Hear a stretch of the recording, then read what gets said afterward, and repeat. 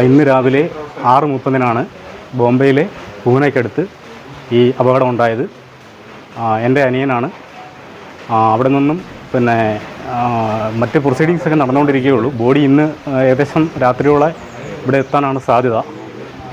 മറ്റു കാര്യങ്ങളെല്ലാം നടന്നുകൊണ്ടിരിക്കുകയാണ്. അത് എയർഫോഴ്സിലായിരുന്നു.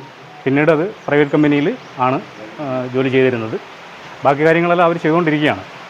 ഏകദേശം രാത്രിയോടെ ഇവിടെ എത്തും എന്ന് തന്നെയാണ് നമ്മൾ വിശ്വസിക്കുന്നത്. സംഭവം ഭാര്യ ലേറ്റാണ്, 6 വർഷമായി മരിച്ചുപോയി. മക്കൾ 2 പേരുണ്ട്, ഒരാണും ഒരു പെണ്ണുമാണ് ഉള്ളത് നിലവിൽ. കാരണം ആരും പ്രതീക്ഷിക്കാത്ത ഒരു സംഭവമായിപ്പോയി. കാരണം ആൾ നല്ല എനർജറ്റിക്കും എഫക്റ്റീവ് ആയിരുന്നു എല്ലാ കാര്യത്തിലും. പക്ഷേ പെട്ടെന്നാണ് സംഭവം. ആർക്കും താങ്ങാൻ പറ്റുന്ന ഒരു സംഭവമായിരുന്നില്ല. ആരും അങ്ങനെ പ്രതീക്ഷിച്ചതുമില്ല അത് സംഭവിക്കുന്നു. പക്ഷേ പെട്ടെന്ന്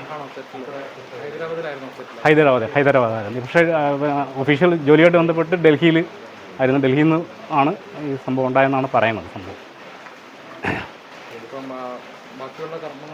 കർമ്മങ്ങൾ അത് മറ്റു കാര്യങ്ങളെല്ലാം ഇത് നമുക്ക് ഇപ്പോഴത്തെ അവസ്ഥയിൽ നമുക്കൊന്നും പറയാൻ പറ്റുന്നില്ല. എപ്പം ബോഡി എത്തുമെന്ന് പറയാൻ പറ്റുന്നില്ല. പറഞ്ഞ പേപ്പേഴ്സെല്ലാം ശരിയാവേണ്ടതായിട്ടുണ്ട്. അപ്പം എത്തുന്ന മുറയ്ക്ക് കാര്യങ്ങളെല്ലാം ചെയ്യാം എന്നാണ് നമ്മൾ ഉദ്ദേശിക്കുന്നത്.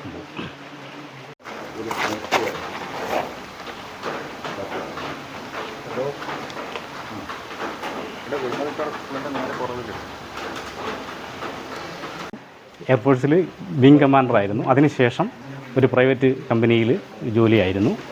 അങ്ങനെ ഇരിക്കുമ്പോഴാണ് ഈ അപകടം സംഭവിക്കുന്നത്. അപ്പോൾ ഫാമിലി ഡീറ്റെയിൽസ് ഞാൻ പറഞ്ഞല്ലോ. ഗിരിക്ക് 2 കുട്ടികളാണുള്ളത്, ഒരാണും ഒരു പെണ്ണും ആണുള്ളത്. പിന്നെ അവർ ഹൈദരാബാദിലായിരുന്നു താമസം. നിലവിൽ ഹൈദരാബാദാണ് താമസിച്ചുകൊണ്ടിരുന്നത്. അങ്ങനെ ജോലി സംബന്ധമായിട്ട് ഡൽഹിയിൽ പോയിരുന്നതാണ് അറിയുന്നത്. ഈ അടുത്ത സമയത്ത് മുഖ്യമന്ത്രി പിണറായി കൊല്ലത്ത് വന്നിരുന്നു. പിന്നെ മുഖ്യമന്ത്രി കൊണ്ടുവന്നിരുന്നു എന്നാണ് അറിയാൻ കഴിഞ്ഞത്.